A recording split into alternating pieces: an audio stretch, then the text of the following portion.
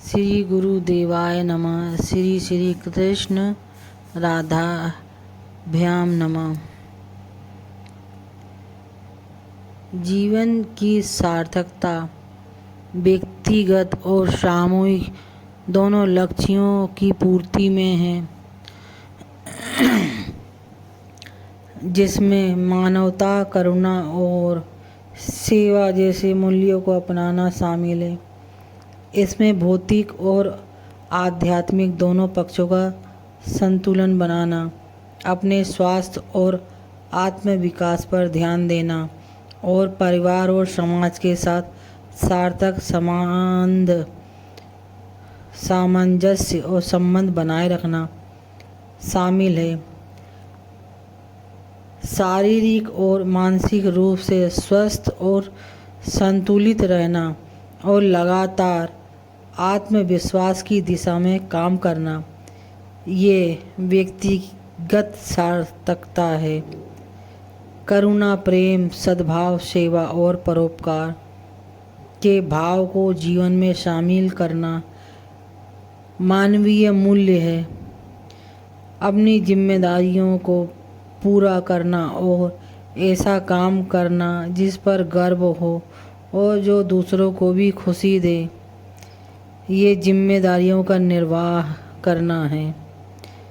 दूसरों के प्रति सकारात्मक और प्रेमपूर्ण व्यवहार करना और उनके नकारात्मक विचारों से अप्रभावित रहना सिखाना सकारात्मक व्यवहार कहलाता है।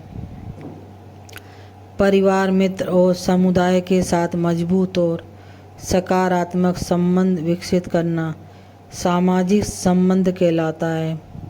अपने अनुभव और ज्ञान को समुदाय के साथ साझा करना और उसमें सक्रिय रूप से भाग लेना समुदाय में योगदान करना कहलाता है।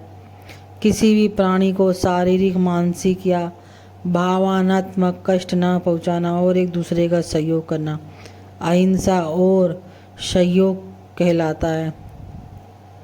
भौतिकता को साधन मानकर आध्यात्मिकता को साध्य बनाना, यानी जीवन के भौतिक सुखों का उपयोग आध्यात्मिक उन्नति के लिए करना, ये आध्यात्मिक दृष्टिकोण कहलाता है। केवल अपने स्वार्थों को पूरा करने की बजाय दूसरों के कल्याण के लिए काम करना, ये स्वार्थ से परे कार्य है।